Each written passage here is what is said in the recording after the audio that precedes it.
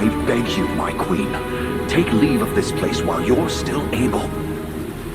To where, I might ask? Nigh every last of Cornia's lords has forsaken us in favor of the traitor Valmore. No refuge remains for a crowned fugitive. Yet the general seeks my death and mine alone. I shall not flee from that fate. Though you still can, a sole rider with Elaine at your side. Take him, Joseph. Raise that delicate seedling into a sturdy tree capable of weathering the harsh climes that await.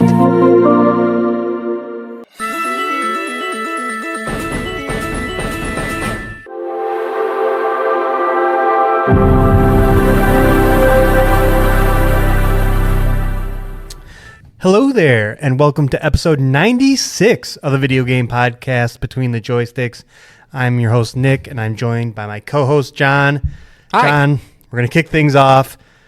We're at the last minute that our Defcon level prediction can come true. We both said Defcon 1 Showcase, March 23rd. Yeah. That is 2 days from when we're recording. Yeah. I do have the PlayStation Twitter up if we get a last minute announcement. But Man, wouldn't that be something? But what do you feel, man? We're let the listeners down. I did. I friend of the show, friend of my life, Will, is like, hey, man, where's that showcase? I felt like I let him down. My PlayStation cred is taking a beating, but I mean, no, that thing is coming in hot, man. It has to. I know. I remember when we had this dumb cycle of like a year and a half with nothing, right? Yeah, Which no was showcase at all. You know, I remember saying that. It has to be this. It has to be now. It has to be now. And then it just didn't. But I think just the landscape is different. Even at that point, there still were announced things that we could look forward to. And right now, there's nothing. Xbox is on the back foot. We're coming into E3 season. When there's smoke, there's fire. They're talking about things. There's changes in leadership. There's just, it has to. It just has to. So Then when? Would they go next week? Yeah, I would be shocked. The 30th? Yeah, 29th or 30th. I would be shocked if it wasn't. If they're going to go in the next month, they're going next week. They've always liked to create a little bit of space between them and everybody else. Yeah. They always like to go first. Even back when E3 was a thing, they would always be that first showcase. No, they weren't. Or they were always last. You brought that up before, and I didn't catch it the first Microsoft time. first. Yeah, Microsoft would always go first, and then Sony would be the next day, Monday night. Well, they like space. My point stands. So it wouldn't make a lot of marketing sense and a lot of PR sense to go at the same time that you already have announced things from Ubisoft, from Microsoft. So correct. So if it's not next week, then the week after that is Summer Games Fest. So, and then Microsoft's that Sunday and all that, and things kick off in a big way. So, I mean, if they're going to do it, if they're going to repeat last year, either it'll be a surprise announcement, either while we're recording, or tomorrow for just tomorrow, stay tuned for our showcase, like a really quick turnaround, because I know they've had those YouTube leaks. Yeah, I hope they don't do that. I don't know. I think they did that with their last thing. I was like, I it's cool to get announcement to, like, we can get excited really quickly, but I don't know. I also do semi enjoy the speculation, the little bit of news cycle you get with people talking about it, and yeah, it's possible, but I don't know. I think at this point, if they're going next week, and I would still say that it's a better than 50% chance that it is. Okay. I mean, if not next week, I think you're waiting a while. You're waiting till this fall. I just cannot think of a single. You got nothing to show. You got nothing. Maybe you have nothing to show. That would be insane if you have nothing to show. But I would say, if anything, it's more just to okay, Xbox is on life support. We can maybe go now and get some stuff out there, get people excited, but it's not going to gain momentum or a lead. Maybe we let Xbox come out, let people get a little excited for that. They announced their new hardware.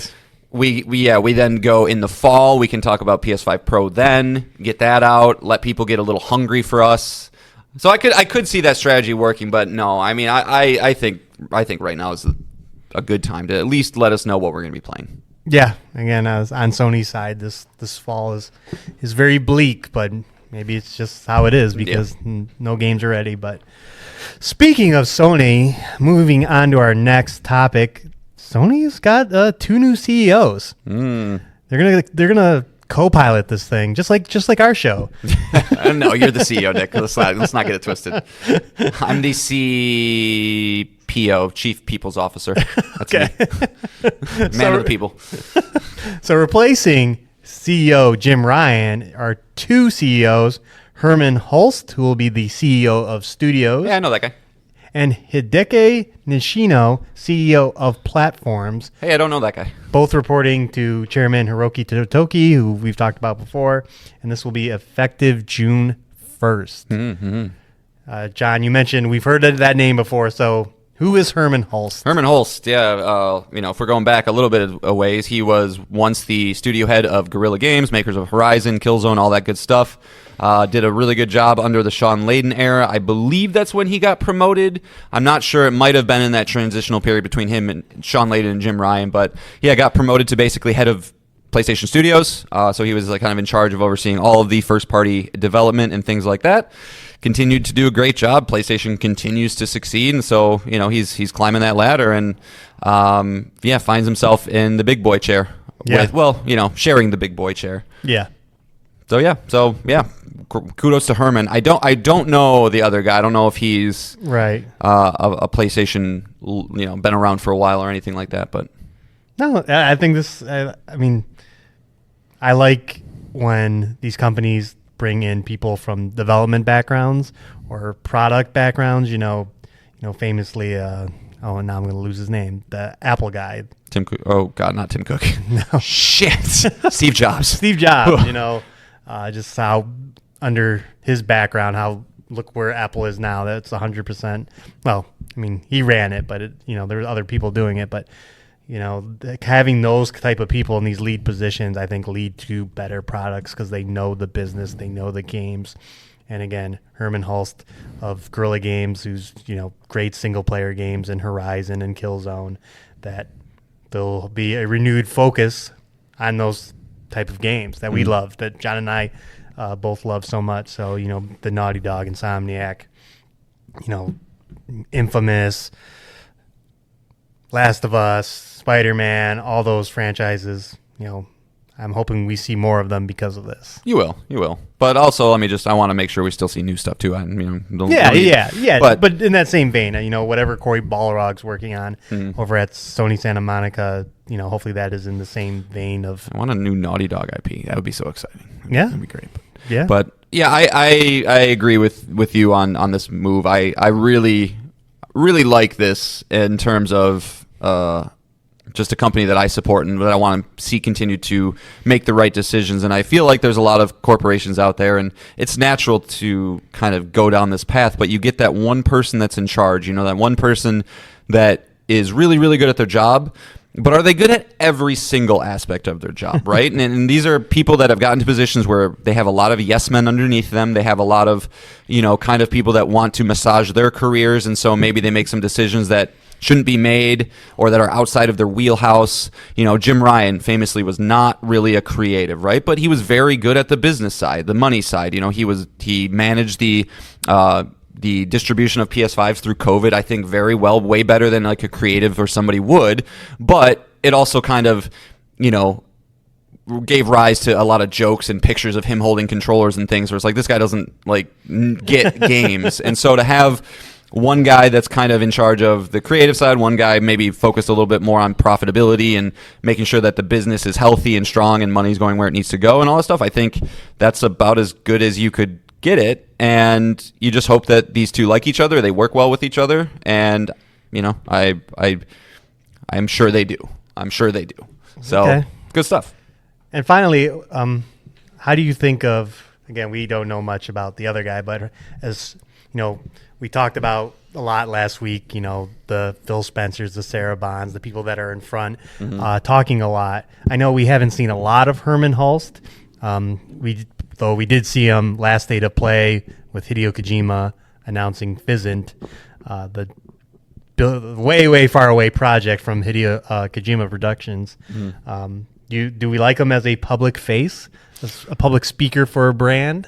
He's very dry. So is Jim, though. I mean, he's got that he's got that European thing to him, which is cool. Like, there's nothing wrong with that. But yeah, I do like Herman as a public face. I wish we could go back to the silly, jokey PlayStation days with Kevin Butler. That was his name, right? Yeah, like the fake CEO commercial guy. But at the same time, I've been listening to a lot of podcasts about these Xbox closures and things like that. And one of the things that leadership team, for better or for worse, does pretty poorly is put their foot in their mouths because they talk so much. And granted, you have to. You're on the back foot. You're going to have to go out and defend yourself more than the leading person.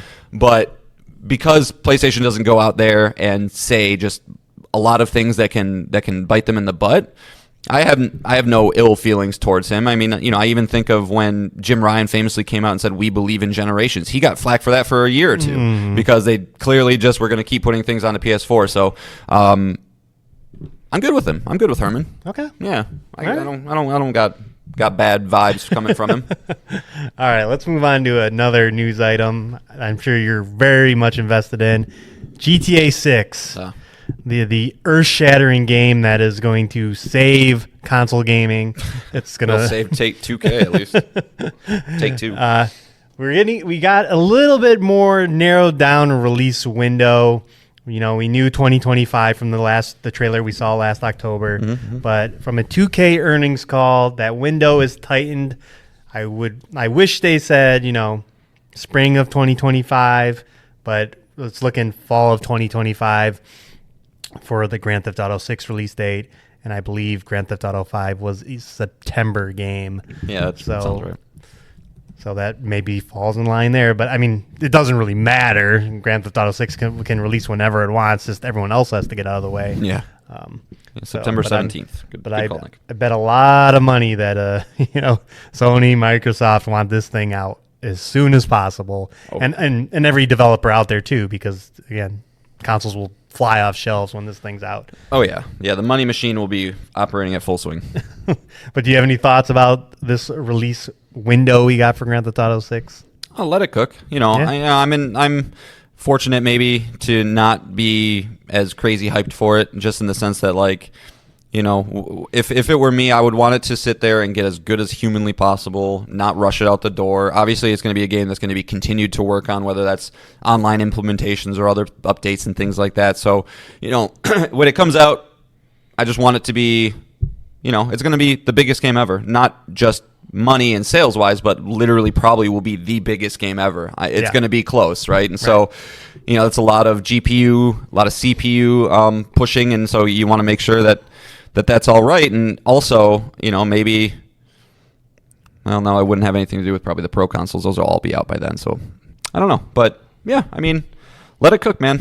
Let it cook. It's how I feel about Hades 2. Like, I as much as I want that game now, I wish I would play in early access. Like, oh my gosh, I know. I am good sitting here and waiting for my turn with the knowledge that Supergiant is going to make sure it's perfect. I'm sure Rockstar's doing the same thing. God, next year. Fuck. Yeah. All right. And then speaking of 2K, last week we did our E3 predictions, and this is why we did it, because like I said, this stuff's going to start coming out. They're going to start being some big teases. And I don't think we touched much about publisher 2K, also the publisher of Grand Theft Auto, but they are teasing the return of one of 2K's biggest franchises returning to Summer Game Fest. What game is it, John? What do we got? Well, there's three games that people are thinking, right? Mm-hmm. Right. So we got, and funny enough, they're all 4s, right? Borderlands 4, Mafia 4, and what I think it would be, BioShock 4. Yes. Those are 4 franchises that if they dropped, I'd say Mafia is underneath the other 2, but those are going to move sales very, very quickly. Yeah, how did Mafia 3 do? Like if people are saying like that's one of their biggest franchises, but can't remember Mafia 3 moving the needle. I don't think it did. When what I remember about Mafia 3 is incredible story, boring, repetitive gameplay. And it was set in New Orleans. Set in New Orleans with like a black protagonist, but and there was some like Vietnam War implications or something. There was something going on, and from the people that I listened to who played it, they really, really dug the narrative, the environments. But I no, think it didn't Star move Wars much. Outlaws, you played the other factions. Like there were other gangs that you kind of had to play, play nice with, or betray or whatever. But yeah, it's like I just literally typed in Mafia 3 sales. It's saying it sold 7 million. That's better than I would have thought. Respectable. Yeah, so and then I don't know if it's going to show 2. It doesn't show. I was just curious if it's a upward trajectory. I mean, this is saying the second one sold 3.5 million. So yeah, I mean they have an upward trajectory of it. But no, going back to your question, I do think BioShock makes sense. It's been rumored for a while. I really, it's funny. You do podcasts for a while, Nick, and you get really in tune with the things that you say all the time. And you're like, I hope listeners don't think that I'm just saying the same. But like, where there's smoke, there's fire, right? Like I've said it before. I always believe that. And there was rumors of a new BioShock game being made, a reboot of the series. Colin Moriarty from Sacred Symbols, he was talking about how he was legitimately in contact with a developer saying that BioShock is in development. It takes place in Antarctica, but that seemingly has gotten changed. At least that's what he thinks, because like he got that information a long time ago. So like it would be weird if he's obviously so in tune with. Schreier's mentioned the game 2 years ago too, just casually on his podcast. Like, it's kind of a big deal just to drop that in a normal conversation, but it'll be interesting if it is though, because we also got Judas coming. So like is that going to be one of these scenarios where it's like, ooh, I feel like there's an example that I can't pull out of my head though of like a storied developer kind of going away, coming back to something while it was Callisto Protocol and Dead Space, I think, where it's like, okay, but like, are people going to want Callisto Protocol, or is it what you want it to, or is it copying something that you love and not quite getting there, where people are going to be like, Judas is the fucking tits, and then people are like, BioShock's cool, but it's not what it was. I don't know. Okay. I don't know. What did you? That's my thoughts. Yeah, I think it's BioShock. How long has it been? I could see it being Borderlands, honestly, though. Like they do have the movie. They have the movie. It makes fucking tons of money. Yeah. It's been 4 years. But where's Gearbox at right now? They just got sold off from Embracer. They're with 2K now. Okay. Right. I mean, they've always been with 2K, I think, but they have a really weird relationship because, they were owned by Gearbox. And then when Gearbox needed money to liquidate because they are a dumpster fire, that was one of the first things they sold off because it's one of the only things that has relevance and money or value. So, I think they're kind of just hanging out, doing their own thing. Oh, yeah. They're just they were just bought from Embracer by Take-Two for $460 million just 2 months ago. Look at me. Yeah. You run a podcast. It's all right. I don't know who goes first in E3 and they've been billings. Yeah, they've been with Embracer for a while here. Yeah. 2021. Who bought them for $1.3 billion? Whoops. Right. Yeah. It was a quick changing of hands, and I want to say 2K owned them before Embracer. I don't know. I feel like I remember playing Borderlands 2 and just seeing the 2K logo everywhere, but yeah, I don't know.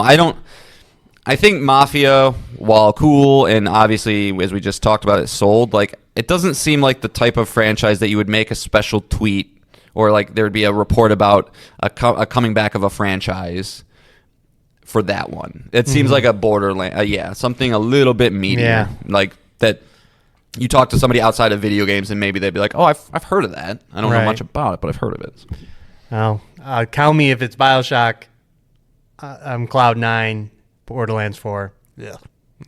I'm good with either. I just don't want Mafia. I will say, Borderlands 2, 9.5, 10 out of 10 game. Love that game. Borderlands 3, gameplay great. I want to play that game on mute though, so hopefully they fix the writing because the streaming villain characters. Probably the worst villains in any game I've ever played. I hated them. I don't think I even beat the game. Yeah, I didn't play that one. So yeah, you're not a looter guy. No, I hate the amount of loot in that game. Yep. All right, let's move on to how the show works. That's all I got, unless you got something. No. Because we got even more news items to talk we're like about. 20 minutes in now, so yeah. Let's, but this is how the show works. John and I both bring up to 3 things for a total of 6 things. It can be a news item. We have an Assassin's Creed Shadows trailer to talk about. We have some Call of Duty Black Ops 4 news that's really juicy. It can be a topic. We're going to talk about Hellblade 2 Senua's Saga reviews. Is that the name of the game? Hellblade 2. No, I was actually going to talk about it. It pisses me off. It's Senua's Saga Hellblade 2. Okay, all right. But the first one, we'll talk about it. And it could also be a game we're playing. I'm going to bring Unicorn Overlord since I started playing that game. I'm further along than the demo now. And also it can be an email from you, the listener. You can email us at betweenthejoysticks@gmail.com. It can be a Twitter DM at JoysticksPod, or it can be a comment on our YouTube page at Between the Joysticks. Any of those things, we bring it. And outside of those news items we just talked about, we have 5 things for you. So let's kick it off with the other big news item of the last week, and that was the Assassin's Creed Shadows cinematic trailer. We got to see what it is, and we got a release date. It is coming November 15th, 2024, something your boys here predicted that it would be with Star Wars Outlaws August 30th. That just left a nice juicy window for Assassin's Creed to fit in. And again, we knew ahead of time that it was set in feudal Japan. So it is 16th century Japan, the Sengoku period. And this, of course, will focus on the struggle of all the previous games, the Assassin Brotherhood, who fight the Templar Order. But we're all going to get another game with dual protagonists, and not like the other games where you were picking a male or female version of your character. These are 2 different playable characters that play entirely different. We got Naoe, a female shinobi, and Yasuke, an African samurai who is actually inspired by a historical figure of the same name. That's kind of the first time that the protagonist is a real person in history. But we got to look at weapons. We got to look at a lot of your typical Assassin's Creed stuff. John, what did you think? Well, first off, big general statement: no gameplay, no hype. Right? Like I need to see how it's coming. It's coming. It'll be at the Ubisoft Forward for sure. But I think from if this trailer was indicative of the graphical fidelity of the game, looked great. I don't think Ubisoft's really ever struggled in that regard, so didn't really have any worries there. But it's finally here, 10 years too late. Where we finally we get the setting that people have been wanting. Stealth and ninjas is about as it's like ketchup and mustard. That just goes together. So to be there is finally cool. They just now unfortunately are going to have a comparison of Ghost of Tsushima all over the place. Especially if the second one comes out relatively soon as well. Is it gonna feel like a Fallout 4, Witcher 3 scenario where it's like, this is cool, but like I really feel like we've moved past a lot of these mechanics. So I'm hoping that they have some things in their back pocket of like gameplay tweaks and twists. Is there a way that you can use these dual characters together, or are they going to be entirely separate? And yeah, I mean, I can't say I'm here to pre-order it. I have heard the pre-orders are very good right now, which is honestly kind of concerning. Like, I don't know what you people are doing, but that's fine. This franchise is huge. It is. It's one of the sneakiest ones out there. But one thing I'll say, and are we getting into the controversy, Nick? Are we getting there? We can touch on that. All right. Well, just in a second. We're definitely going to go there. Okay, then I'll hold my thoughts. But I thought the 3-minute trailer it did a good job of getting you kind of ready for the cycle of previews that we're going to have. So are you up for the dual protagonist thing, the different playable styles? I mean, has that officially been confirmed, or is that just what we're inferring from the trailer? No, this is directly from the website. The 2 cool. characters control differently and provide a unique gameplay style, allowing quests to be approached in multiple ways. So it looks like... My guess is that the chick is going to be stealthy, shadowy figure, and big samurai dude. You want to go in there, guns blazing, you do it. So I mean they're tackling that because I will say, playing through Odyssey, which I've said is the only one I've beaten, it did kind of feel as you get through hours 50 and 60, you forego all stealth. You're just like, I got enough to just go kill things. I'm not even gonna mess around with it. So again, if they can rein it in and figure out a way to keep it feeling fresh, that's cool. Yeah, and like fresh is key because I mean, we both love Ghost of Tsushima, and I think the stances was a cool addition to that game, and how they handle it with Yasuke, and the samurai section specifically. again, it's going to beg for comparisons to that and Rise of Ronin. Mm-hmm. You know, the games that have come and proved themselves. Well, you know, will this? Have you talked to anybody that's played Rise of Ronin, like just in your personal life? No, I haven't either. no. I have no idea how that game is really, besides just its score.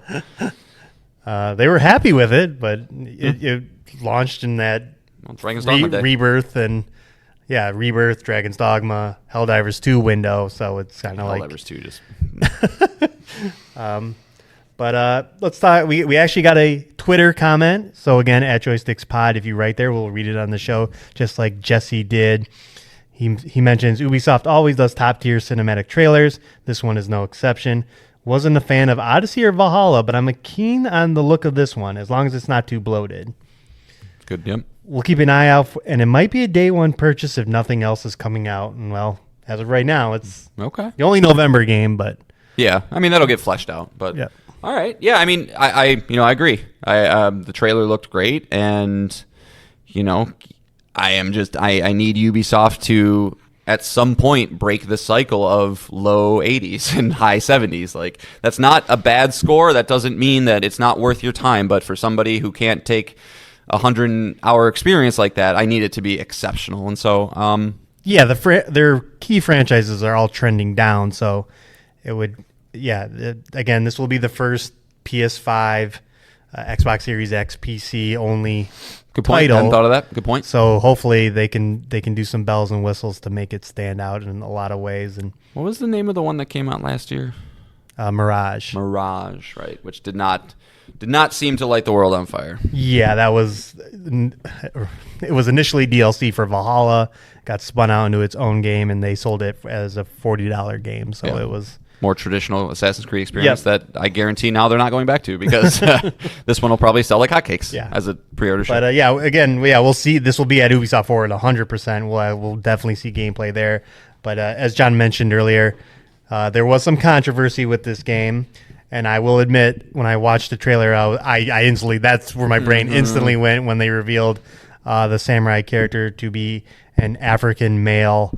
And again, I was not familiar with the backstory of the character at all, but I just knew, I knew the internet, the vocal minority on the internet is going to have a shitstorm with this. And, John. Yeah. Well, and so, I mean, again, you mentioned this is an actual historical figure. Right. I'm sure there's no ill intent behind it. You're going to get the anti-woke mob going, everybody has to be black or a different race or something. And you're going to get the other side of the spectrum going like, whatever, it's fine. My take on it, though, is not really on one side or the other.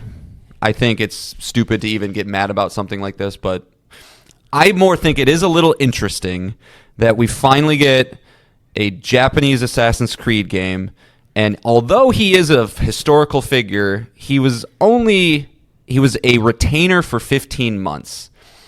And so if you have a rich history of Japan, which there is a rich history of Japan, you have many characters in this history, does it have to be that one? Like, it just seems like it does.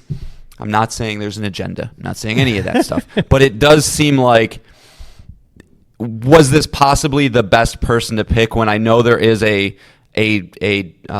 does dearth mean a lot or a little? I don't know. It just popped in my head. There is not very many examples of Asian protagonists, and especially in a Western setting, like a Western type game. This is a Western game, right? So I can see people being like, what the heck? Like, that just doesn't really, I don't know, track to me. Did you see the IGN article about this?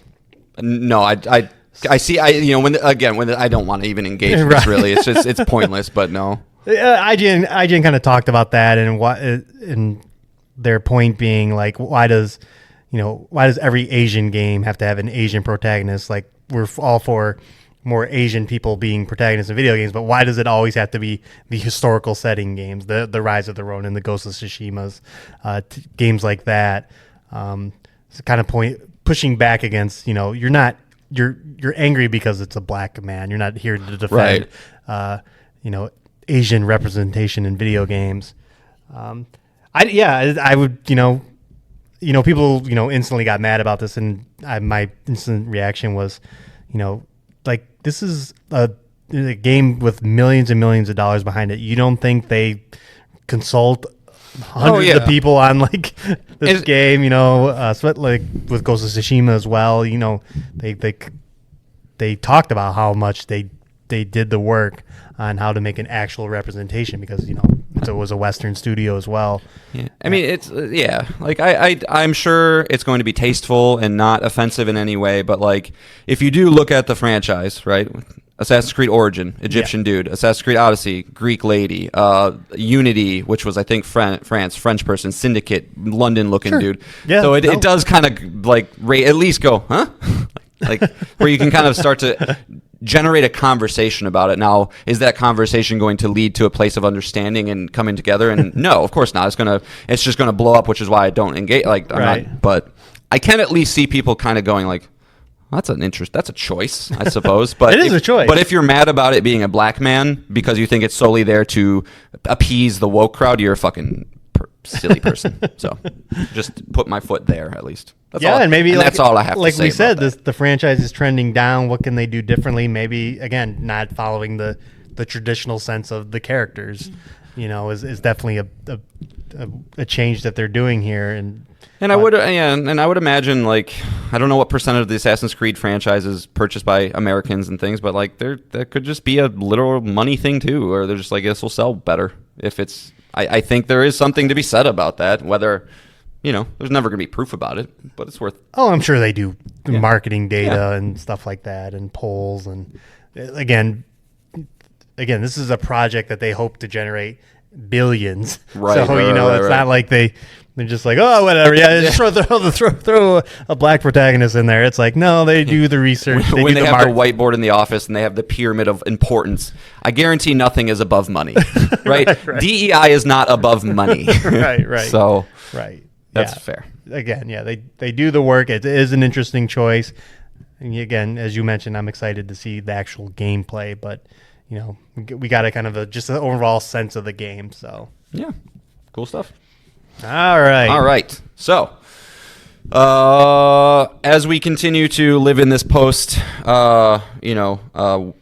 everybody's getting fired in the games industry world, studios are closing world. You know, we got to talk a little bit more about Xbox, but not necessarily in a completely negative light, but at least in an interesting. We need to analyze this decision and figure out, is it good, is it bad, type move, and that is Xbox not announcing, but rumors are that this year's Call of Duty, Black Ops 6, as it's called right now, is going to be coming to Game Pass day one. You know, beeps. That's Nick's nickname. Sorry, guys. Sometimes do that naturally. But he put on Twitter that, I was right, which I don't know if you want to take the opportunity now, Nick, to that you gave me a little bit of credit when I shouldn't have had it. That it will be coming day one. We didn't know if this was going to be the case or not. Yeah, so I got us mixed up from last week, John, because I know John was arguing with me back and forth. He said up until the newest one, and I said the latest two, including this upcoming one, wouldn't be. But we have talked about this subject ad nauseum, you know, obviously during the whole Activision Blizzard acquisition. I'm almost positive we talked about this, and I'm almost positive, you know, listeners might remember or not. If I'm wrong, let me know, that you made this point. Like, you spend $69 billion, it is to get Call of Duty on Game Pass. Yeah. But it's interesting, though, because I feel like when we were talking about it, Xbox was in a much different light, right? And Game Pass as a service was in a much different light. So we need to kind of dig into this a little bit more. So sorry for a little sidetrack, but just to kind of go back to the story itself. So they are going to be putting this year's Call of Duty day one onto Game Pass, which a lot of people were up in kind of raising their shoulders about and didn't know if they were going to do it, to your point, for profitability reasons, right? $69 billion is a lot of money. They just made this purchase. That's going to put the eye of Sauron of every single Microsoft executive onto them, and they need to show how they're going to make their money back. And it seems like they have committed once again to the bet of Game Pass, right? They want to put this thing on Game Pass to grow subscriptions. Subscriptions are the future. That's where they're betting. And I guess I'm just going to start right there, Nick. Is that the right call? If you were Phil Spencer, how are you approaching this problem or this dilemma? I think it is the right call. And this rumor comes from the Wall Street Journal, Sarah Needleman. Thank you. Let's get that out there. Again, at first, I've been the proponent that you don't do it. You let people spend the $70 on the game and take that profit. As we've seen with, it seems like all their other games, Starfield, Hi-Fi Rush, that are just not selling as well as I think they would if they were just sold as normal games traditionally that we're used to. But as you mentioned, they're all in on Game Pass, and this is the ultimate test, right? If you can get X amount of subscribers and they stay subscribed all year long, and this becomes their Call of Duty subscription, and they probably check out other games as well. I mean, that would be a huge win. Yep. If you want to say on your earnings call next year, Game Pass subscribers is up. This is a huge franchise. I don't know what their expectation is. 40 million. Yeah. You go, hell yeah, I'm down for that. But I don't know. I don't know if this is the right choice or not because we don't know any of the metrics of this fucking system. Yeah. So what they see as success, and Call of Duty is full of microtransactions and season pass content, so there is additional money there. You'll get the game on Game Pass, but you won't get all the expansions or battle passes or whatever they're selling these days. But it definitely is it's a math question, right? It's a math problem.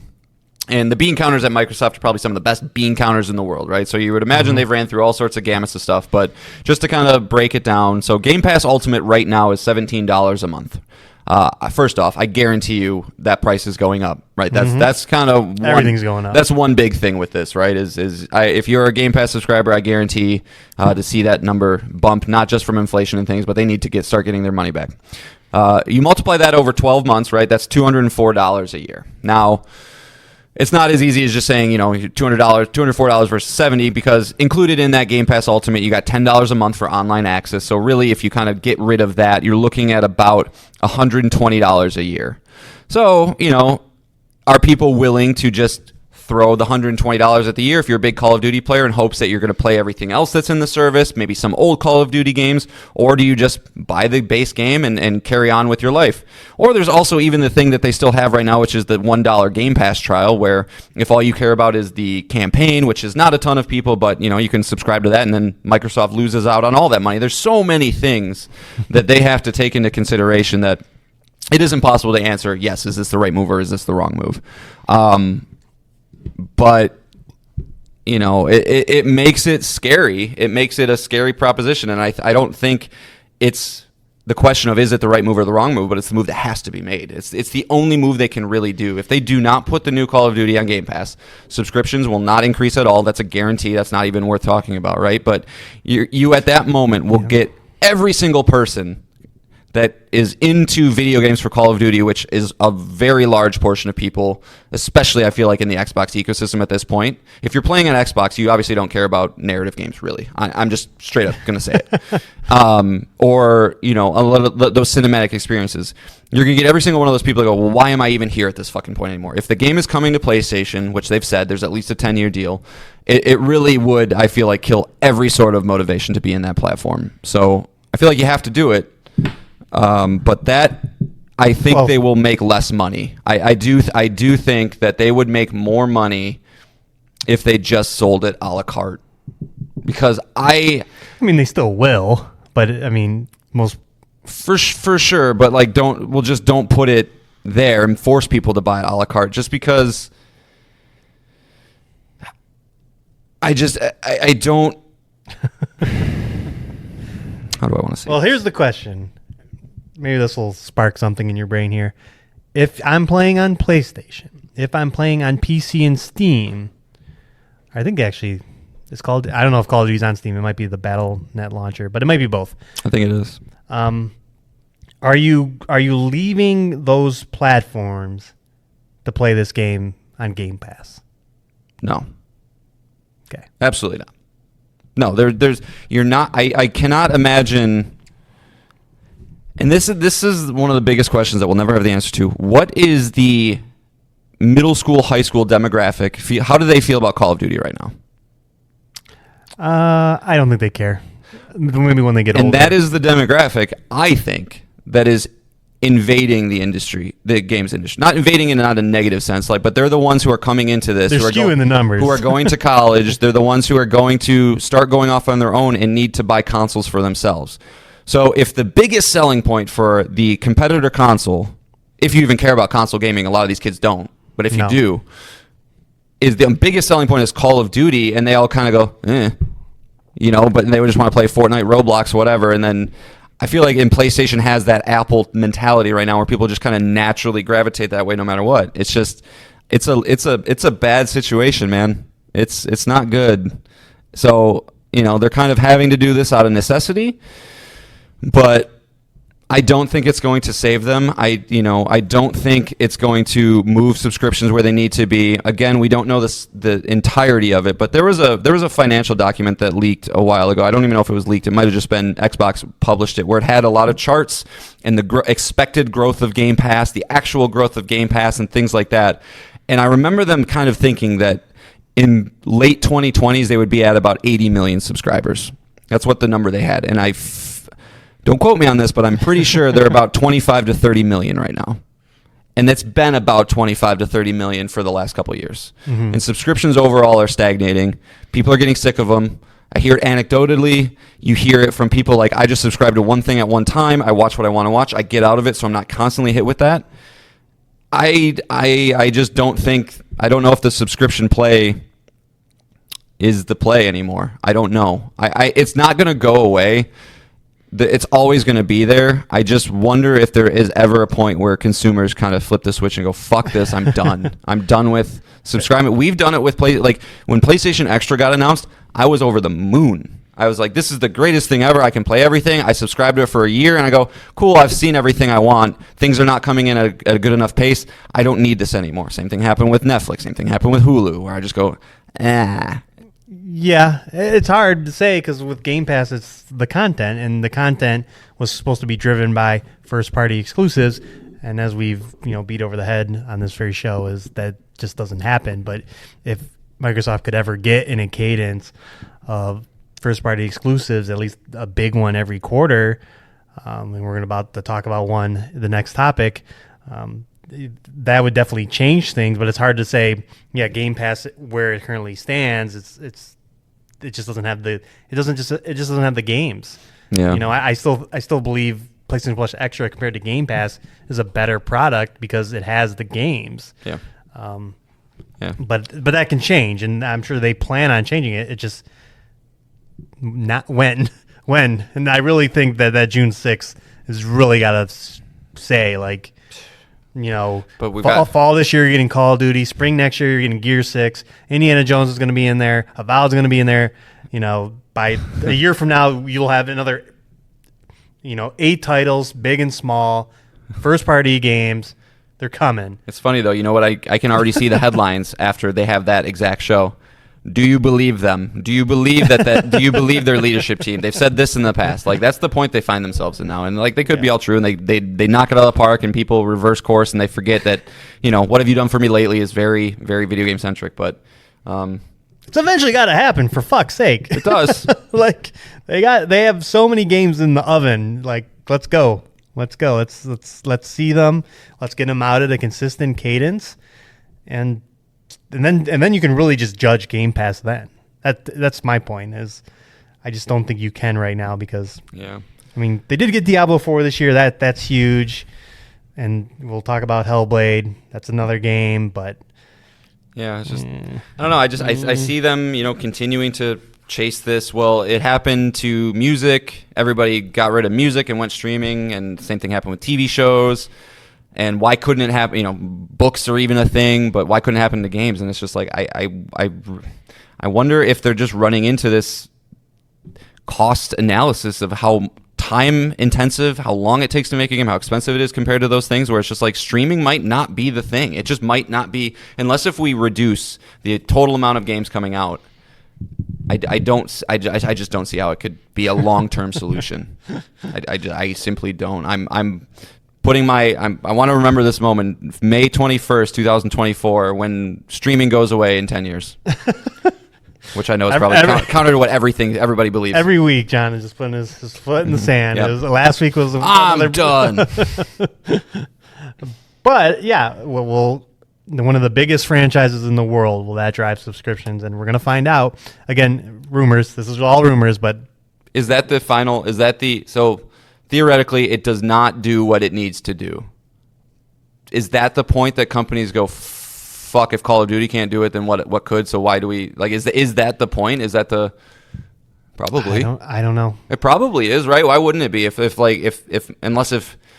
Sony's just like, well, we have a much bigger install base, we have a bigger everything, so we're going to keep pushing in this direction. But like, if Call of Duty can't do it, Grand Theft Auto is the only thing I can think of that would be able to move it, and that's a once every 12-year thing.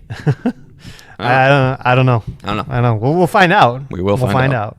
We'll find out, of course. All right.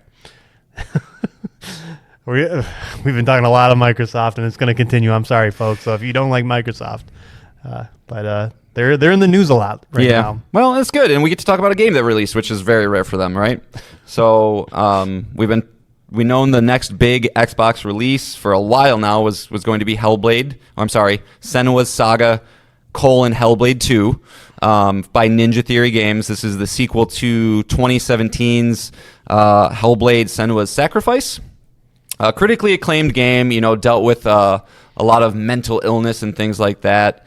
Great, beautiful graphics, and so we finally got the sequel to that. Funny enough, it was, I believe, the very first game showed by Xbox for next gen. So we kind of thought this game was going to come out a long, long time ago, but it's here. We have reviews. I want to talk reviews and just kind of overall thoughts on the game. As we stand right now, we're sitting at an 83 on OpenCritic, with 81% of critics recommend. It is one of those divisive games. It is not everybody giving it an 8. It is some 10 out of 10s, some 5 out of 10s, right? So I pulled a couple of reviews. We'll read them, and then we can kind of just get your thoughts, Nick, and we'll move on with our lives. But to start off positively, review from Xbox Addict, right? What are they going to say? Senua's Saga Hellblade 2 is an absolutely beautiful game, not just in its visuals, but also the audio and Senua's actual journey from the original game to what she's become in this sequel. There's a famous quote stating video games can't be art. I'd argue that Hellblade 2 proves this inaccurate artistry across different senses and technology come together to craft an amazing and meaningful tale worth experiencing.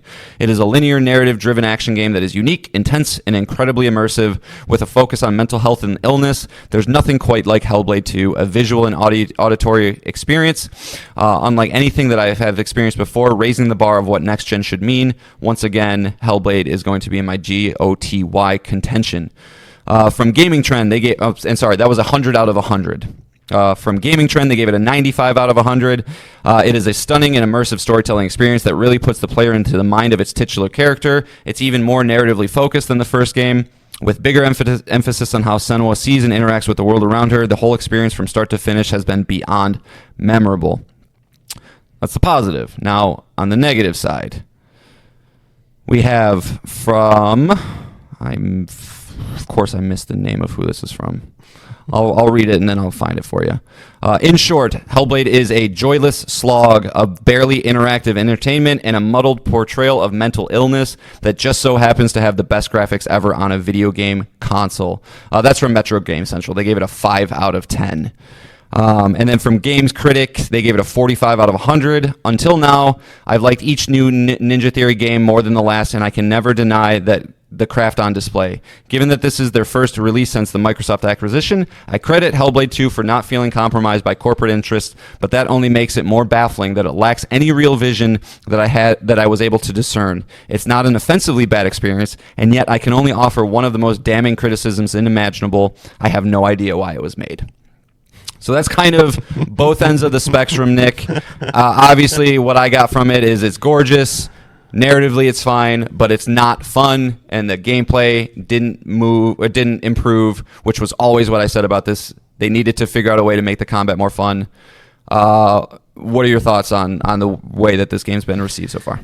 Yeah, I mean, at a 6-hour game on Game Pass, why not? Yeah, I would 100% play this if it was a PlayStation Plus extra game. I mean, it looks incredible. It looks surreal. It's like just one of those games you just need to experience, I think. Mm-hmm. Like to have an opinion on it, and that with its short runtime, like I don't see why you wouldn't just go through it and just look at this visual spectacle that game looks like. The facial animation. It's an Unreal 5 game.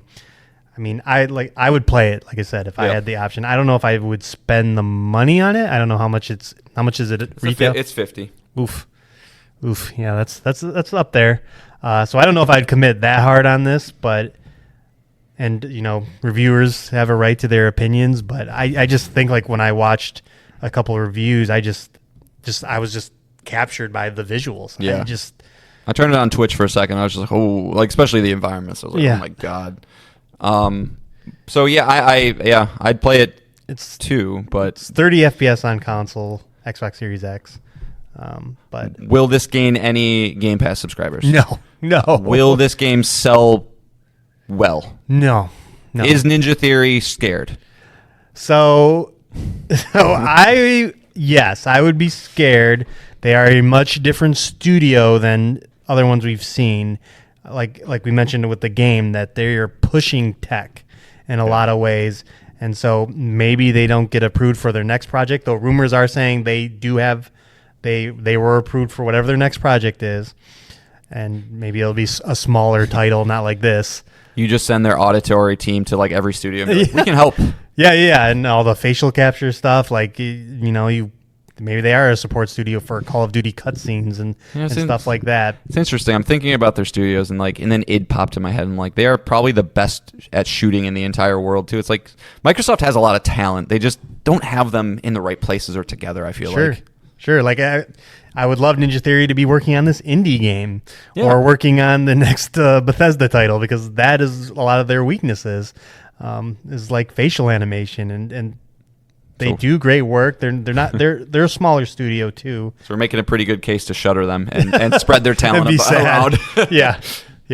I would be sad. I mean, I liked PlayStation exclusive Heavenly Sword, and there was another game after that I liked. I forget what it was called. Where you were the monkey guy. Enslaved. Yes, that I enjoyed. And if this is coming to PlayStation, I would probably play the original game. I haven't played that, but yeah, I guess I can speak on that a little bit. The original was really cool. Like, and that's kind of another takeaway from these reviews is it really is a person dependent game. You can see that, like all games are, but really with this one, where if you're somebody who is looking for a unique experience, something you haven't checked out before, I think of something even like not similar per se, but like What Remains of Edith Finch, right? It's a short game. Right. It's, maybe you're a guy who likes gameplay like me, but I still got a lot out of that because it was something I hadn't really experienced before. And playing the first one with the everybody's heard that with this series, you have to play it with headphones. If you're not playing with headphones, you're going to miss literally most of what this is about, because you got voices coming out in your head, which is done incredibly well. What I was always saying, man, it needs to be, the combat is so stiff and so shallow. There is no like combos. It's a light attack, a heavy attack, a dodge, and a block. That's it. And that's just not enough anymore. Like you needed to figure out a way to make that more engaging. And so I think this game is going to be received well, and people who play it are going to go check it out. And Xbox will probably have something about 5 million people have played this, which is 10 times more than the original, something like that. But it didn't, like you asked me this morning, what do you think the score is? And I said, I think 87. That's kind of what I was hoping and thinking this needed to be to kind of, Well, you didn't answer my question. Where's Ninja? Or you didn't. You asked me a question, but you didn't answer it. Is Ninja Theory around after this? Is a year from now, are they around? Yeah, I mean, I just looked up where I didn't know where they are. Do you know where they're located? Are they in the UK? Yeah, they're in London or Cambridge specifically. So it's like, it's not easy to relocate from. It's not like you could just go throw them at the Initiative or 343 and just, hey, go move to California real quick. I know you can. Playground Games is out there. Playground's out there, and you can work remotely, and maybe if those people did lose their jobs, you got Rockstar out there too. But I would have said 100% they're getting closed if you didn't have that rumor thing that I didn't see. It was Windows Central. Yeah. I just if you are shuttering Tango and what was the other big one that got shuttered? Arcane Austin. For Tango seemingly got shuttered because they're not selling enough and their games just don't make enough money. And Arcane got shuttered seemingly because Redfall was a stinker. I don't see how this is not going to sell anything. It's not going to be critically received better than Hi-Fi Rush. I don't know what this... Like, if I worked at Tango and Ninja Theory did live, I would kind of be like, what is that about? Oh, I don't know. Like I said... That could be the tech thing. The tech thing could be enough to keep them. Right. That's an unknown. Yeah. So, we'll see. And stay tuned. This game is 100% coming to PlayStation. Yeah, I think so. So that'll definitely happen. All right. Moving on to the next topic. I'm assuming we're done. We can move on to video games. Yeah. John, just a quick check-in. Stellar Blade. That's your... Yeah. It's fantastic. I love it. I'm, not playing it as much as Nick plays his games, as always. I'm 15 to 20, I think, which... makes me think I'm further than I am. I look at walkthroughs and I'm like halfway through this thing, so I don't know if I'm 30 playing hours, I think. Yeah, but I feel like I'm probably playing it slow, looking at her butt too much. I don't know. But no, it's great, man. I want you to play it because I want to see how you feel about the combat. The story is picking up a little bit, but that is definitely the weakest part still. But it's one of those games where I seek out combat encounters, right? I think there's games where you kind of just want to get from point A to point B, maybe avoid some stuff, fight one or two. But like this is one where I just enjoy fighting an enemy so much. That's a really good sign. It is, and they did a good job of each enemies are not like. I don't know if this is one of your issues with the Soul series, but like every once in a while in the Soul series, you'll come across a random enemy that's not a boss, he's not a mini boss, he's just really fucking hard and you don't want to fight him. Mm-hmm. This game doesn't have that problem where it's like every single person I come across, I go, oh cool, it's one of you guys, and like they have a certain tweak or thing about them, and I'll deal with it, but I can always get through that fight feeling good, and every once in a while get through that fight going, I fucked you up hard and like you feel really good about it, where it's just like combos are flowing, the indicators are flashing in the right way, your timing's right, it's just a really, really fun, good mix of linearity with open sections, kind of I've come across a couple now of like that section like Uncharted 4 or The Last of Us 2, a couple of those, and good stuff. I like it. Okay. I'm digging it. I want to get the platinum. I've heard you have to do 2 playthroughs, but I've also heard if you ignore all the side stuff, you can literally just get through it in like 4 hours. Like if you just go point A to point B, because like when you get to these open area sections, there's a lot of different markers where it's like if you have 7 side quests and there's a campfire in this, but you can literally just run from where you need to go to where you need to go, avoid all of that. And it's New Game Plus, so you're beefed up. And even so, it's kind of one of those games that you could probably get through without leveling up any. Like as long as your skills are where they need to be and your timings are good, you'll be fine. So yeah, I'm still very much enjoying it. I would say I hope to have it beat. I'm gonna say 2 weeks. That's gonna be I was gonna try and put a timer on myself. Okay. My birthday's in 15 days. So by my birthday, hopefully. Okay. Well, I'll be excited. Yeah, you get your full review. I can give it to you, and then I can get back to Rebirth. Right. Which I say is not because I'm not wanting. I want to get back to it. Just like I don't know. Well, yeah. Speaking of that, after my time with Dave the Diver and Animal Well, and I still want to go back to Animal Well and Dave the Diver because the Godzilla deal. Godzilla DLC is coming this May 23rd, so in a few days there's a reason to go back, which I'm excited for. But yeah, it's like trying to like go back to these big RPGs. Quick side note: I had to delete Dave the Diver last night because my extra expired and I felt bad. Yeah. Like, no, I'll get back to you.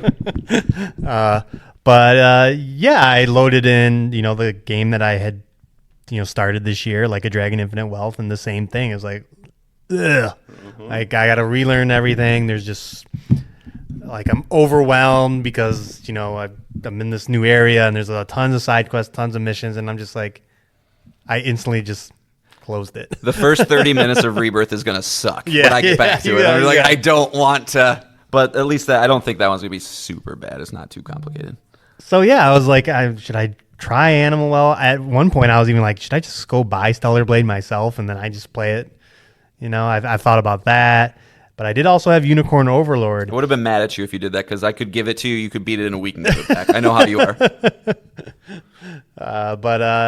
Yeah, I have a library of games right now. I could probably trade in and get it for nothing. But yeah, I started playing. I was dipping into all these games, and I was dipping into Unicorn Overlord, and they're just at some point, it got me. And again, this is the game from a developer, Vanillaware. They make very pretty games.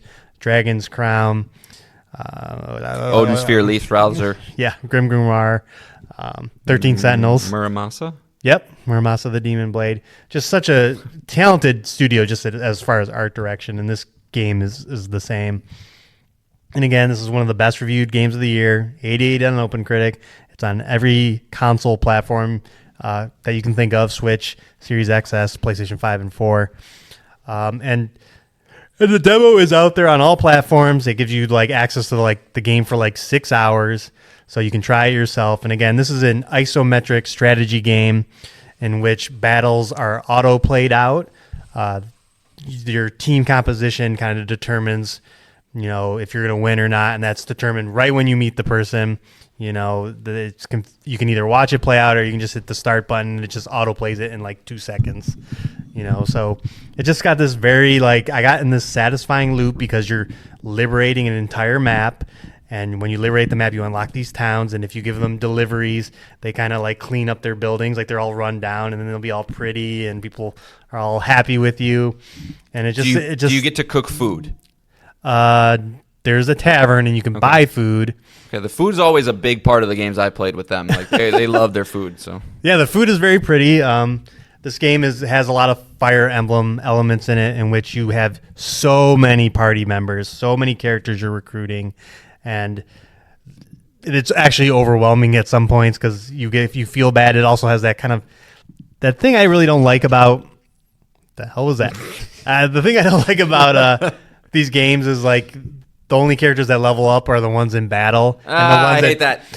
And the ones that defeat enemies. So you're like, I can't let you defeat them, even though you will in one blow. I gotta let my weaker unit come in and finish you off. Final Fantasy X broke me with that because I would literally just start a battle with the 3 I don't want, hit defend, go through a cycle, swap them out, and then fight. Every single fight in that entire game drove me nuts. Yeah, and there are items that can get you around that. You can buy items that will give you experience points. So it's not too bad, and this game is overwhelming as far not just the characters, but the different compositions because you can have up to 5 characters in your little grid, your little auto battler grid, and also you can set gambits for them. You can tell them what to do if an enemy's health is low or they're facing this enemy, and for the most part, you don't have to engage in that. I haven't had a problem with that. Once my units got kind of OP, I just been kind of stomping my way through every battle, but it's just it's gotten to the point where I just don't really have to think. I just look at the beautiful art and just go through the map and just slowly that completionist. And you're done. And you're dead. Yep. And now you're dead. I'm going to get you in a sec. You're dead now. And then there was also this mechanic of you can promote units and then they transform from their little scrawny selves to these burly, full shields, full sets of armor. And I'm just like, well, that's pretty sweet. Yeah. And of course, it's a Vanillaware game, so the women get fuller breasts and more revealing outfits too. So, it's got that element too. Blade. Yeah. But I just want to keep playing it. That's seems like a game that I tried the demo and I was like, this is my brain doesn't want to work right now. But if I sat down with you for 20 minutes, you'd be like, no, you do this and then you do this, right? And you do this and then this will happen. I'd be like, oh, okay, I get the cycle. This makes me want to force you into the breach also. I've played it. Have you played it? Okay. Yeah, and I like their previous game I played, FTL. Everybody likes FTL. Yeah. I should get that game on my phone again. Do you have Netflix? No, I don't right now. Okay. But maybe I just buy it. I don't it's think a good you game. can. I'll Well, whatever. I don't know. Yeah, anyway. I don't have a mobile phone game. I haven't had one in quite a while. So yeah, well, it's because you're an addict. You're a Hearthstone Snap addict. yeah, I thought about getting back into Snap and just playing it casually because I'm so far behind now. I'll never catch up. I remember when we first met. It's like every single lunch you're just playing Hearthstone. Every single. No, I was lunch. watching people play Hearthstone. That's so much better. Or I could play it on my phone. I was Yeah, probably doing yeah. one or the other. It's like, yeah. oh man. Yeah, that's why I hate forever games because You they can't. It's so never hard end. Yeah. And they just consume so much of your time, and then you're like, why did I spend so much time on this thing? Every night playing Rocket League. Oh, God, yeah. That's also bad. That's why I deleted Helldivers, too, because I'm like, I got to stop. I'm at 115 hours. Got to stop. Got to stop playing it. What? I think you should leave. I feel like popped in my head. Oh. Stop. You got to clap. You got to clap. Come up. You got to clap. But no, so this is become the game that I'll probably play. I'll definitely check out Dave the Diver's Godzilla content.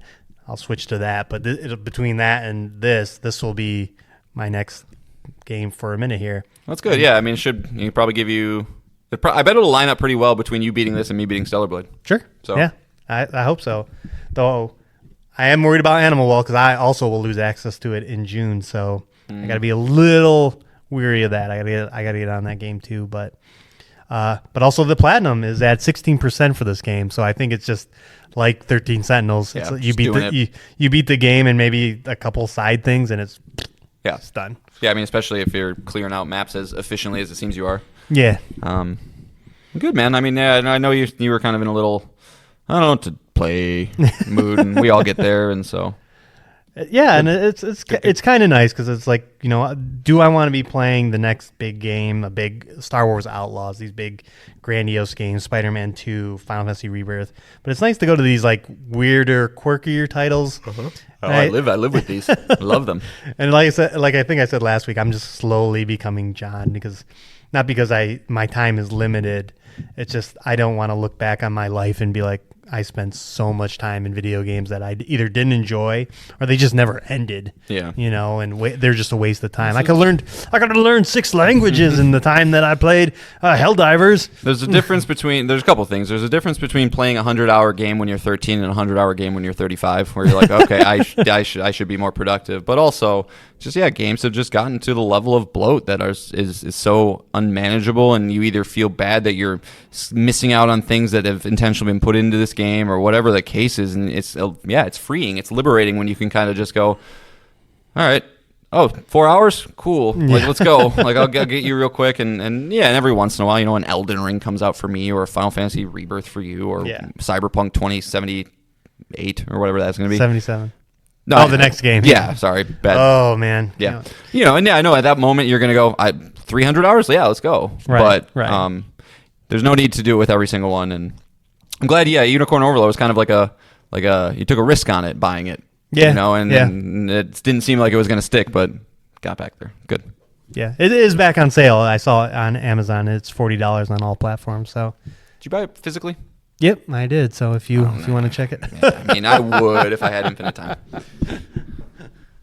Or if you just I don't know. Just play the demo, and then if you play further along and you get to the end point, you're like, okay, I want to keep playing it. I'll just give you my copy. That's a fair point. But man, do they make beautiful games! It is shocking. Yeah. Yeah. I like the way the characters move too. It's like they kind of like I feel like have this little like gait to them where it's not super smooth, but like they kind of right. At least they did in Odin Sphere. That's the only one I've played and beaten. I always wanted every Dragon's Crown is always on sale for like $3, and I'm always like, play it together. yeah, it's a co-op thing, but yeah, I don't know. And they're so pretty that it doesn't feel like a probably 12-year-old game at this point. Yeah, but what got me with Dragon's Crown is it's more. I wish it was more like the Turtles game, like a more straight up brawler. It's more of an RPG, and kind of it can be. It's much longer than you think it is. I think Odin Sphere was the same thing. Yeah. Where it's like, okay, this seems it's 2D. I'm on a 2D plane. Right. That was actually more action based, but I think it was like 40 hours. I'm like, what is happening? Yeah. So. All right. Final topic, John. Time to get back to it. Back to it, baby. Oh boy. We're in the quarterfinals. Yeah. Quarterfinals of the Video game Battle Royale, 8 contestants left. I know you all been waiting to see who's going to advance. It's not going to be Kratos for some reason, but it could be the other 8 contestants that we have. So just to get everybody refreshed, remember where we're at. We currently have 2B from Nier Automata, Dante from Devil May Cry, Zagreus from Hades, Rayman from Rayman, Fox from the Star Fox franchise, Batman from Pick a Game, Arkham. We'll just say the Arkham. We'll say Arkham. Solid Snake from the Metal Gear Solid franchise or Metal Gear franchise, and Crash Bandicoot from Crash. So those are our 8 contestants. We got to figure out who is going to be the last one standing. And so we mentioned this a little while ago, but for this final couple rounds, I don't know if we're going to switch it up towards the very end, but for at least right now going forward, Nick and I are just going to have a conversation. We're just going to... Yeah, who we think is going to take the crown, and we'll come to an agreement, hopefully. Yeah. And then also... Anyone listening knows these characters very well at this point. They've survived 3 rounds. Yeah, somehow. And are we putting polls out there still, Nick? Or yeah, we'll let the people decide. So then, basically, I think what we determined is Nick and I are effectively 1 vote, right? Is that what we determined? We can do that. Okay. If we decide on the same character, or maybe we could just ultimately be a tiebreaker, sure. Right? Like where it's like, sure, that is true if we decide. But so as you can see, it's going to be a little fluid here. We're going to kind of figure it out as we go, but. Nick didn't want to dress up as 2B and have me fight him, so this is what we have to do. But when this podcast really takes off, we can start dressing up as them. We'll do a YouTube series of a reenactment of all of these fights. But we have not picked a battle for this one yet. So Nick, are we doing 1 battle or 2 today? What are we doing? Well, it's up to you. We're just over an hour record time. All right, we'll see how long this first one takes. So for the first matchup, we're gonna do. Fuck it, we'll do it live. That's a Bill O'Reilly thing there. All right, first battle. First up, Solid Snake. Oh boy, Nick's favorite probably of the Solid Snake or Batman. I am really praying it's not 2B right here. Solid Snake again. Crash Bandicoot. Oh no, that's even worse. Solid Snake versus Crash Bandicoot. Well, we both know who's going to win. Do we? No. Yeah. I mean, Crash. Yeah, he took down Kratos. He took down Nathan Drake. But unfortunately, it's not going to happen anymore. That's He took down Master Chief. It was a grand plan just to get to Kratos, and then he did it, and now he can fade out right away into the sunset. But all right, so Crash Bandicoot. We got a animal-based character of cartoon origin versus a very, very serious man. Yeah, one of the most serious characters. 2 very different worlds. Yeah. We'll just go with smell test at first. My smell test is telling me Snake, right? He has a larger repertoire, a larger skill set, a larger arsenal, more support staff. He's going to be able to, rely on intel, things like that. Whereas I feel like Crash is just going to go in with absolutely no plan and try and cause as much chaos as possible, which I feel like Snake is going to be able to handle a character who is going to operate in cartoonish ways pretty easily. That's where I'm starting off. Yeah, that's where I feel like we're kind of landing. Solid Snake, he's got that Smash Brothers rep, so he deals with these cartoonish characters all the time. Crash has PlayStation All-Star Battle Royale rep. Solid Snake was not in that game, was he? I don't think so. No, I don't think he was, which is odd. Yeah, that he was on the Nintendo that's true. fighting game, but not the Sony one. Yeah, everything you said. I mean, Solid Snake is a personal favorite character of all time for me. He's got CQC, like you said, his support staff. He's got Otacon, he's got Colonel Campbell. He's got Naomi Hunter. He's got people in his ear giving him feedback, giving him data. We've talked about Fox Die. That's not good for anyone that gets in close contact with Solid Snake. It's true. But again, Crash Bandicoot is the dark horse to win the whole fucking thing. He consistently gets more votes. He consistently gets more attention. He's taking down. He shouldn't have survived his first battle, let alone the last 3. Right. But if I was a betting man, outside of we didn't know the previous results, right? We don't know that the internet favors him. If I was walking to an arena and they were standing there, and I had to place money on one of these characters, it would be Solid Snake. Yeah. Yeah. And I think a little about this from maybe a little more video game standpoint than you, but I also think of, okay, Crash is a one-hit KO, right? If he doesn't have an Aku that is mask, very true. he is a one-hit KO. And Solid Snake has a pretty good-sized health bar, and he's able to heal. Crash has to find a fucking box with a mask in it to heal. So I'm comfortable and confident in choosing Solid Snake in this fight. Yeah. Likewise? Yep. All right. If you are one of these people that just loves Crash Bandicoot more than anybody else, please. I guess Please let us know why you keep picking him. Yeah, I mean, my theory is that there's just some Twitter algorithm of PlayStation fanboys that see Crash and go, "Wow!" I don't know. Yeah, but he beat Drake, and if he beat Solid Snake, I don't know that there must be just Crash fans. Why? It's like Sonic fans, like why? Like I get Furry it. communities. Yeah, nostalgia is a powerful thing, but yeah. All right, well, let us know what you guys think. And Crash Bandicoot wasn't in Uncharted 4, so Sure. All right, I'm good to do 2. You want to do 2? All right, yeah, let's. All right, round 2. Batman Oh boy. versus Solid Snake. No. Zagreus. Batman versus Zagman. This is another. It's a hard one to choose, especially again if we focus on the Arkham universe Batman, which is where I've always kind of been taking this. I think of NES Batman. that that's a hardened Batman right there. That's a hard game.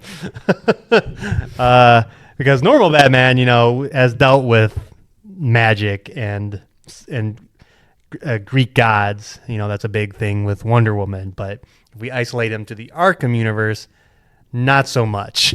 Yeah. Yeah, he's fighting what? He's fighting Killer Croc. He's fighting big old hulked out Joker, Mr. Freeze. All of his rogues in this franchise for a minute. Yeah. Over 4 games. Who would you say is the toughest person that Batman brings down in all of the Arkham series? Like if you had to... Or like Bane's got to be up there. Bane. And Bane is basically Hulk. Yeah. Basically. Yeah. We're just reducing him. Yeah, if we're just a super strong guy. Okay. And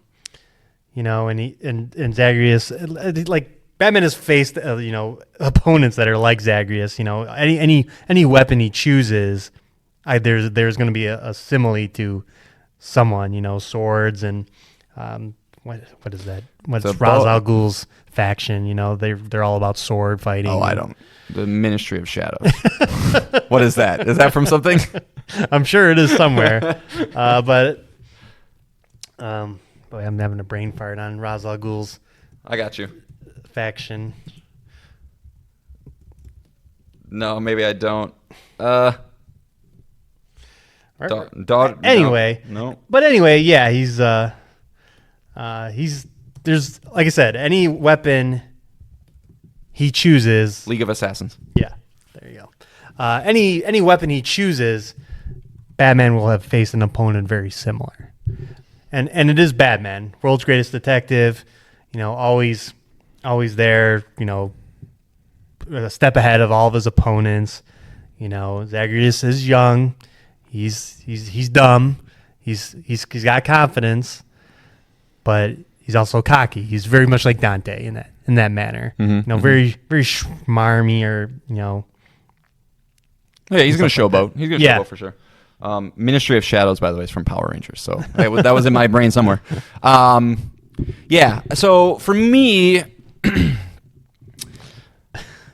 prefers Zagreus, I know that. Well, yeah. But I'm trying to think of this, obviously, impartially. But Zagreus got caught by Kronos. We don't know how or why. We don't know that storyline in Hades 2.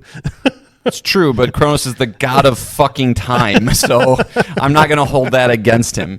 And that's where I always come back to, is if we look at who they fought, I don't care how strong Batman is, he's not fighting demons of hell effectively. Like, I'm sure there's some comic book that he does something similar to that, but like Zagreus is going to be fat, like, you got strength, fat, quickness, intelligence. You know, you have a god.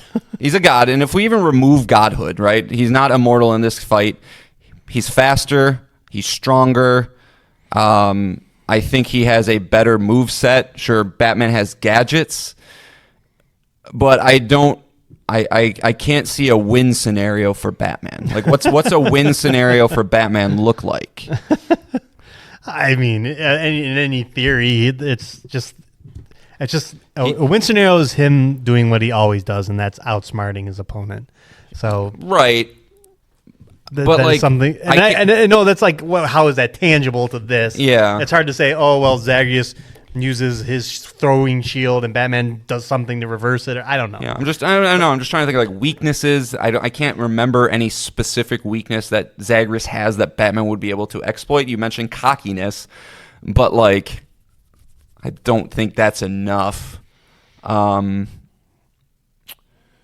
Weapons, he uses a gun. Batman won't use a gun, you know. So like you got that. Yeah, Batman has a lot of experience with guns. It's true, but what about heat-seeking bow and arrows? I'm sure he's dealt in one of the games. You know, yeah, he had to deal with Deadshot. You know, so it's hard to choose. It is hard to choose, and like, you know, removing biases and preferential things like. I've always been that person that kind of views Batman as a very low tier superhero of like abilities, and he is sure. the rich playboy that has he's a good MMA fighter, but he's a product of his money and of luck. I feel like more than anything, like he's not beating Superman. That's a fucking dumb idea for a movie.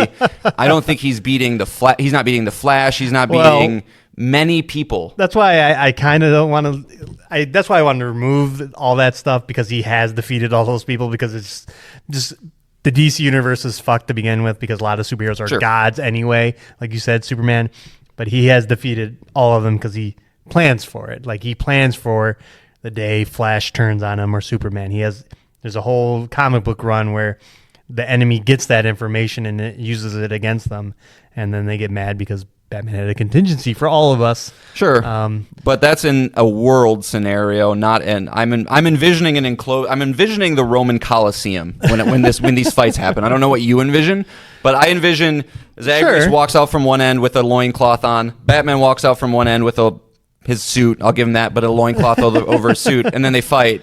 Where you can't really.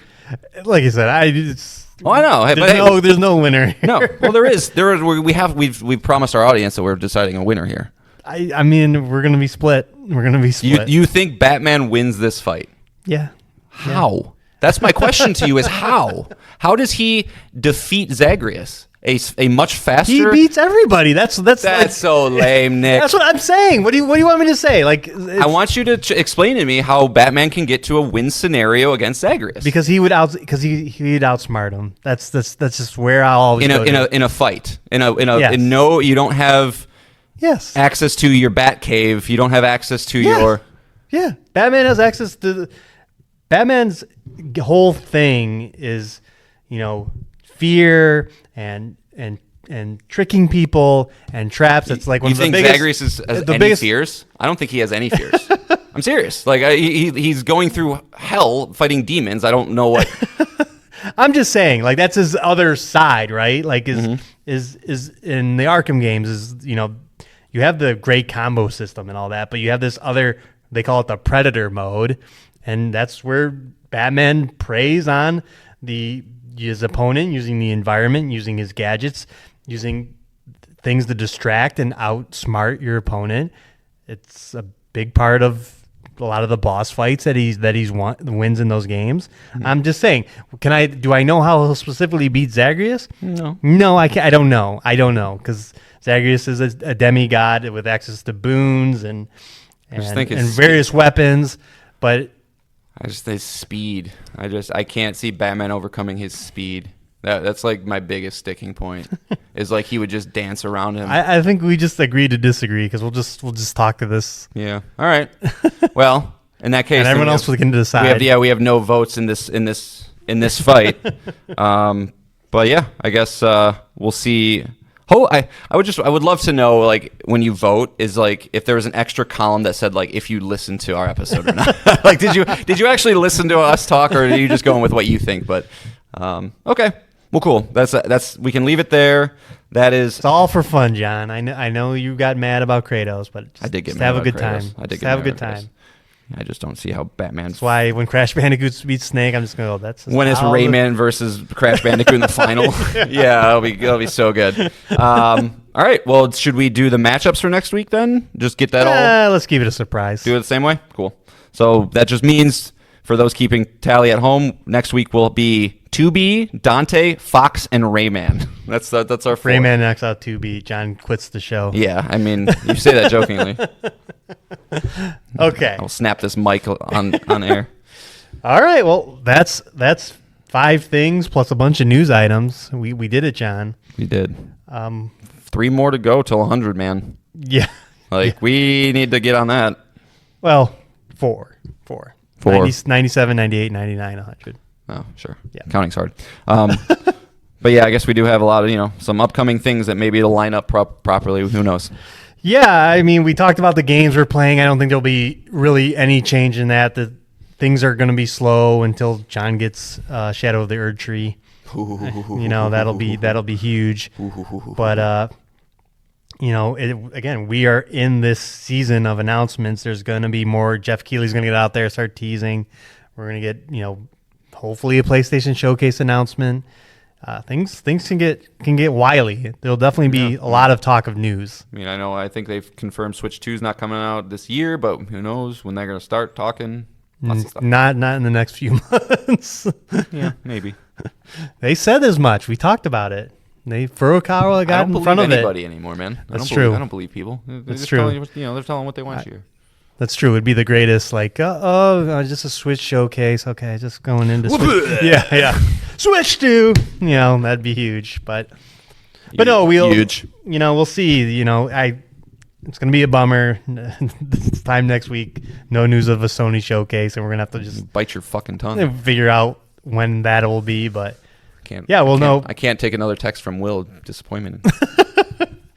We're sorry. We try to do the best with the information we have, and we figure Sony plays on some kind of schedule. We're just 2 dudes, all right? We're just 2 dudes. Yeah, we try to. We also all make a lot of good predictions. We also know that none of you are actually mad, just so you guys know. All right. So again, it's another lengthy podcast, but let's bring it to a close, John. What song are we doing? What are we ending on? As you mentioned last week, there's, we're going to have a back and forth battle of what game gets the most music. I have been explaining to you that while the music is fantastic in Stellar Blade, it's not quite living up to what I was hoping it was going to do, but maybe a lot of the Keiichi Okabe songs, which is what I'm really looking for, he did Nier, come in the back half when shit's popping off. But this is Song of the Sirens, although I just trashed on the game. This is from Stellar Blade. Song of the Sirens from Shift Up / Mother Vibes. I know Shift Up's the developer, but that's what it says, so I'm trying to give credit where credit is due. But just a kind of a chill one. But that's a lot of what the music is so far. Is kind of chill and dream-like. Yeah, a lot like Nier. Your beloved Nier. Okay. All right. Well, we will be, of course, back next week with Up to 6 Things. We, again, thank you for listening. Please review us on your platform of choice. Please write in who you think will win a fight. Again, me or Nick. Or any feedback on the show. We love to hear it. So I guarantee you write in, it'll be read on the show. 100%. So please do that. But again, thanks for listening, and we will be back next week. Thank you guys. Bye. Pacha!